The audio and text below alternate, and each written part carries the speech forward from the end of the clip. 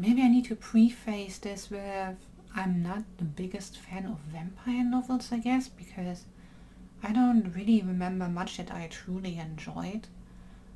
Bar Anne Rice and the Vampire Diaries, I think back when I was a teenager, so quite some time ago. But yeah, more vampires in this one.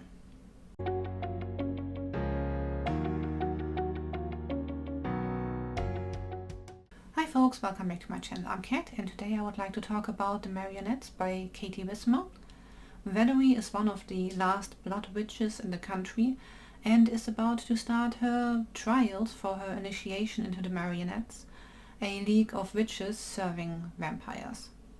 Her magic seems to have different ideas though, and it's by far not the only thing threatening her future. But when she gets paired with the vampire prince Reginald to mentor her during her trials, both danger and attraction rise to entirely new levels. I will try not to give anything important away, but I have to talk about one or two things that might be mildly spoilery, I suppose. We see the whole story from Valerie's perspective, and I quite liked her. She is working towards becoming something or fulfilling a role that should ask no questions, but she's questioning everything around her anyway. I appreciated that. She has some tense relationships with her family, but a couple of friends she can rely on. That is, until she learns something about herself that would put them in danger. Two very minor things that struck me as maybe a bit odd. Reginald at some point tells her to just call him by his nickname Reed. And then she doesn't until the very end of the book. I feel it's like minimum 100 pages between him telling her to just use his nickname and her finally using it. I was like, well, okay. Also, Valerie faints a lot. I think minimum 3 times. I didn't keep count, but I was thinking at some point, wow, girl is unconscious a lot.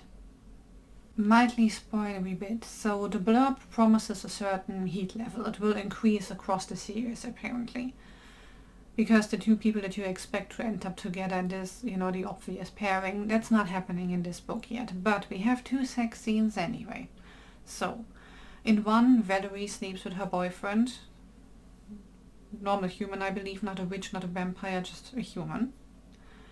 And the way it's described just makes me think that she's not enjoying any of it. Then he finishes, pretty much rolls off, and that's the end of it. And I was sitting here like, well, she doesn't sound like she really enjoyed that though, and you don't need a dick involved to make it enjoyable, so yeah. So maybe really the problem in that particular relationship is a lack of communication, more than anything else. Anyway, that scene was a bit weird to me. Not as weird as the next one though. Because at some point a certain bond gets established for the trials between Reginald and Valerie. And she finds out that when she goes to sleep, she might actually visit him wherever he is and see whatever he's up to. And the first time she really does it, she is stuck to the ceiling and watches him have sex. And I'm like, couldn't you have just surprised him like in the bathtub or reading or out on a stroll or something? Did we need to see this necessarily? But I guess we did. Neither of them appreciated the experience, by the way. Generally speaking, I'm quite happy that the blurb comes with a comment on the heat level though, because not everybody enjoys explicit scenes. And if you really don't want to read them, then this book is probably not for you, especially not if the heat level picks up further down the line. So I have quite a few questions left for the world around Valerie.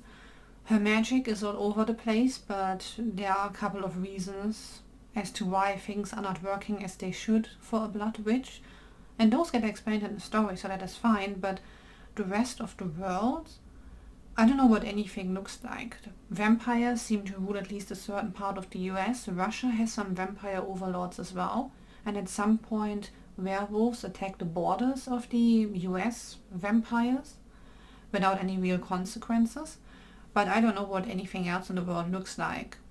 Is it supernatural creatures in power everywhere? Is it just vampires in a certain area because nobody wanted to fight them? Do humans have a government at all, or is it just vampires? I have no idea. So humans pay a blood tax to feed their vampire overlords, and when they can't, they get put into a blood farm where they're just kept in cages until the vampire gets hungry and sucks on them. Except there are like zero hygienic standards in those cages, so they're in there for weeks, they're starving, sweaty, stinking. It's like, why would you eat it as a vampire? It's the equivalent of me tossing my sandwich into the dirt, leaving it for a couple of hours, and then picking it up to eat it. It's fucking gross. You would think that an immortal creature has higher standards for their food, but apparently not. The book ends on a cliffhanger, but at least that means I can hope that within the timeline of the story itself, some answers might be close. Because at one point a ritual doesn't go as planned, and Valerie sees other supernatural creatures that attack her, and I don't know so far why they were there, what exactly they are, or what they are capable of, or what the point of them was. Maybe the next book will tell us, I don't know. Valerie does seem a bit overpowered. She already starts off with a very rare ability because there are only a few blood witches left, but then at some point she also learns something about herself that gives her additional powers still, and it doesn't look like she's actually doing anything to earn either of these things. So overall, one might have to be into vampires a bit more than I am to fully enjoy this book as intended. It was still a good story, I just wish I understood more about the world Valerie lives in. Overall, I would say it's this cat and a paw. And if you're into magic, vampires, supernatural romance, and bloody secrets, then this might be for you. It's also available on Kindle Unlimited if you're interested. Let me know in the comments what your favorite vampire book is, apart from Anne Rice, maybe. I think for recent reads I would have to say Manners and Monsters by Tilly Wallace. Yeah, that series at least had vampires. It was not the main point of the series, but it features vampires.